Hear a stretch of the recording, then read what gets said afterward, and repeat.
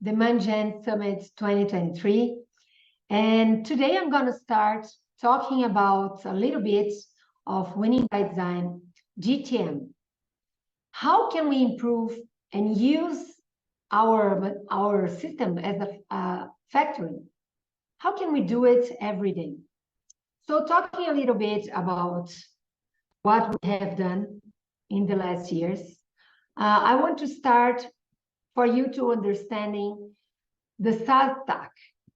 Go-to-market will be protagonist of SaaS for the years to come. So you have on the top, go-to-market, recurring revenue, software applications, cloud infrastructure, and the internet. If you understand the two first critical elements of SaaS, are less talked about, but it's super fundamental and vital to existence of SaaS. The go-to-market, we understood a little bit of the causes that has built the problems that we had between 2021 and 2023, and what caused software to eat the world in the period between 2012 and 2022. Cloud infrastructure and internet. We talked about the cloud, and we mean the hardware and software infrastructure. So if we understand this stack, this is impossible to forget what's going to cause and what's going to build our next slide, which is built by the factory that we are talking about. If you have an ARR of 10 million or more dollars, you are likely operating as a recurring revenue factory. What do I mean with this? Let's understand the go-to-market, the GTM, as 5 principles like this. Fundamental principle, goal of go-to-market, how to build it, where to start, and how to implement it. First of all, let's talk about the fundamental principle. It's not linearly. So if you understand how to build and how to scale, we are going to see in this graphic that it's not linearly. What do I mean? If you start at a percentage of growing, and then in a short period, sometimes short period of time, you're going to see like 4 times more, and you're growing exponentially. Why? Because you understood exactly how your go-to-market can build this factory to happen. Your team, everything is more clear, and everybody can build this to happen in a more effective way. Win rate is also not linear. What do I mean? If I'm working with enterprise deals, that we have a win rate completely different than a SMB one. So if you look into this graphic, you're going to understand a little bit more. The shift that we had, for example, in Q1 2023, from 29 to 18%. And if you look into SMB, it's going to be much more. So what happened to the win rates? If you understand this as a factory, how can we implement and make sure that we're going to have a lot of more impact than we had before? The outbound efforts are not linear as well. So if you see the numbers and the years to come, like 2018, we had much more efficiency than 2021, and much more than we are seeing this year in 2023. Why? Probably because the emails are not efficient anymore as they used to be. And also the response rates are not the same, because sometimes you don't know, your team is not very familiar anymore, or even because emails are not efficient as it was in the past. For example, in Brazil, we have a lot of much better win rates and much better conversion rates if you look into WhatsApp and not in emails. Probably in US, they're going to be different, but here in Brazil, it's much better when you use WhatsApp sometimes than emails. That's important to understand the region factor in your outbound efforts as well. The net revenue retention is not linear. Also, if you look into the number of years and the growth rate, what's going to happen? Your win rate and your growth rate is going to be much better with all these years. But you need to understand how you can implement and how you can be like the last growth rate like this one, so you can have much better net revenue retention. How we can understand this as a summary?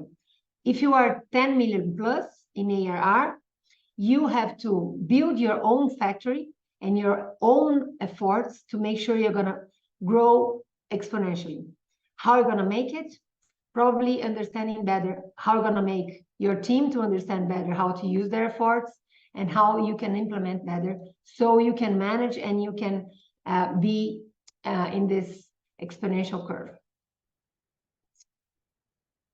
Very well. So if we see the second chapter, okay, fundamental principle, we are talking about factory and how to grow exponential.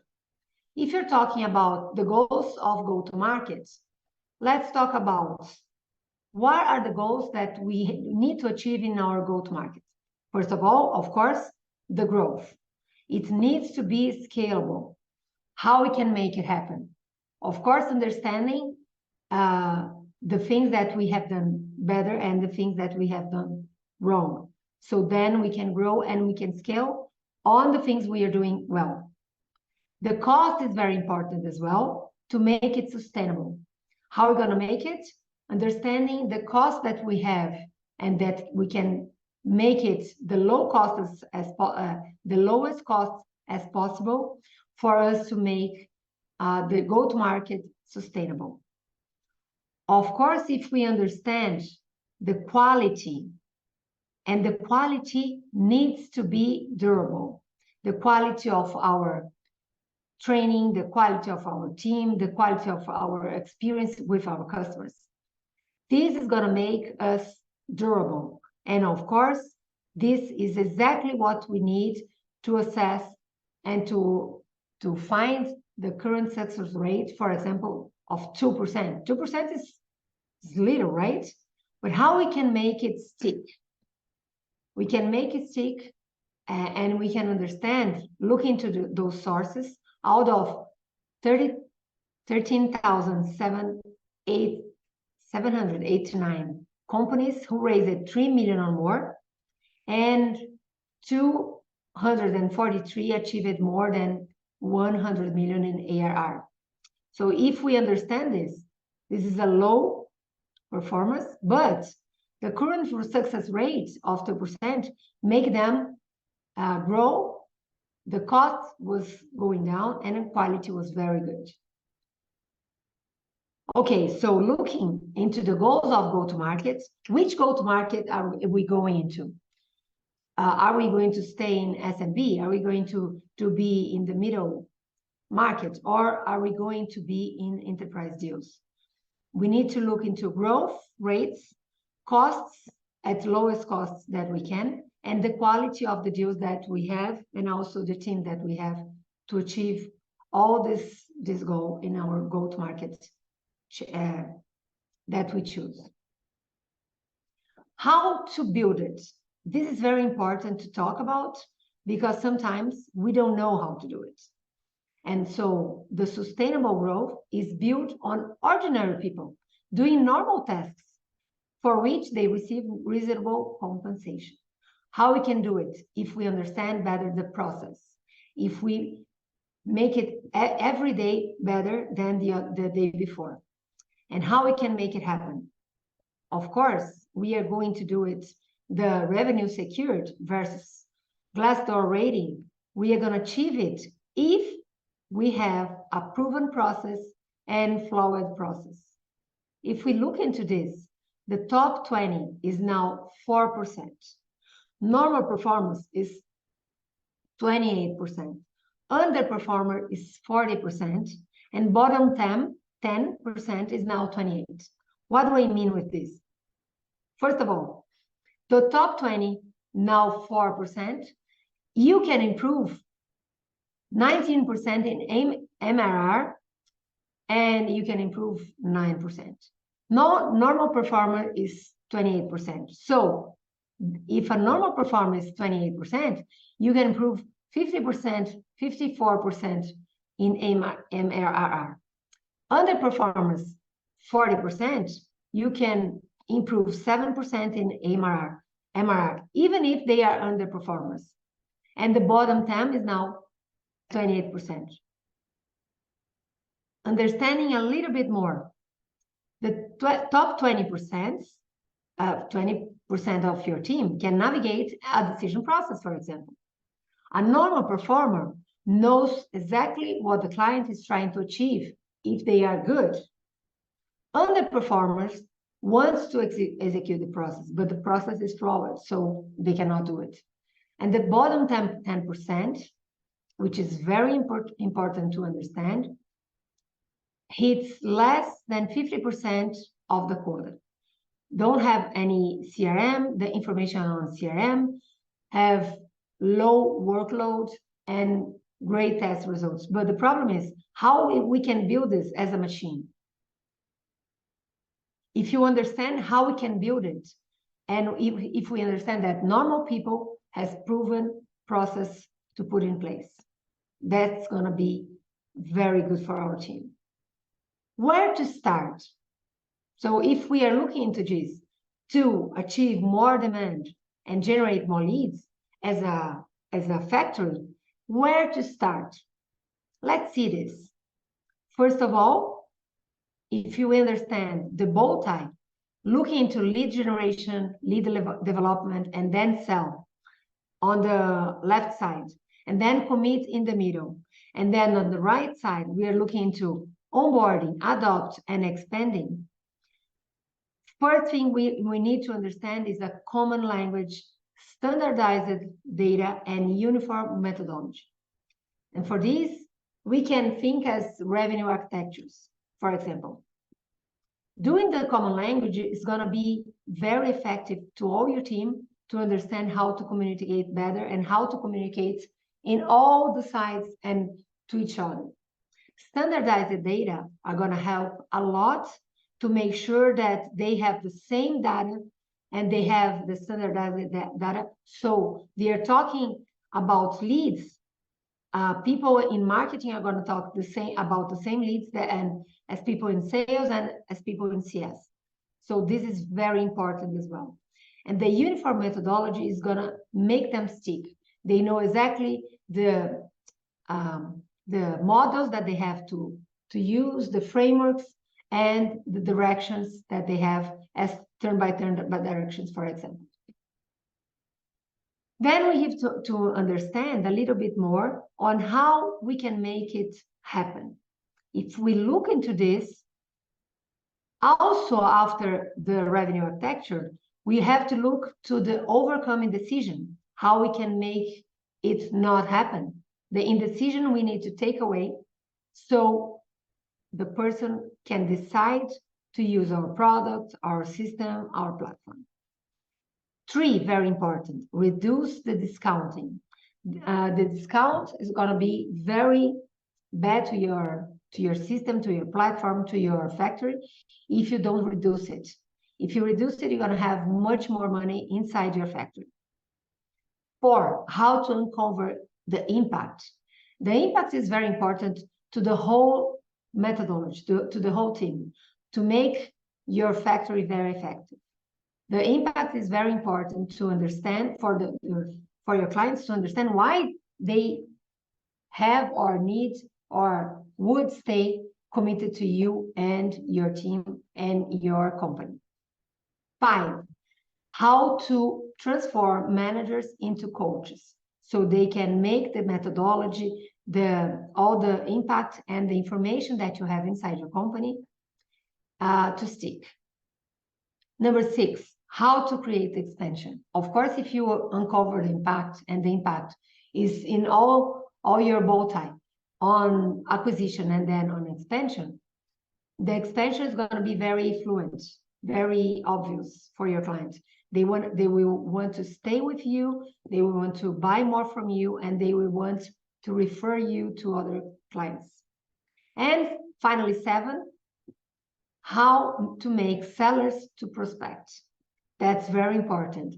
How to make your team also not only to sell, but how to prospect as well. So you have all this factory happening and building more generation and leading and more leads to all this fabric, to all this system.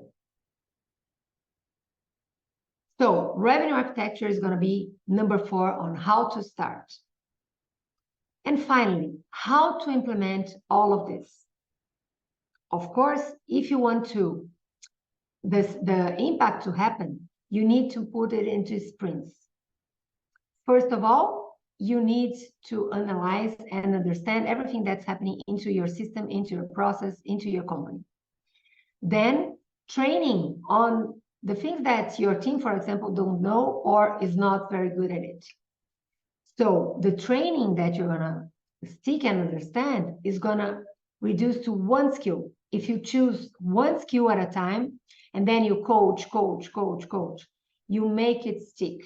So impact is gonna happen very fluent and very obviously to all your team. So the better way to make it stick and to make it happen is to do this.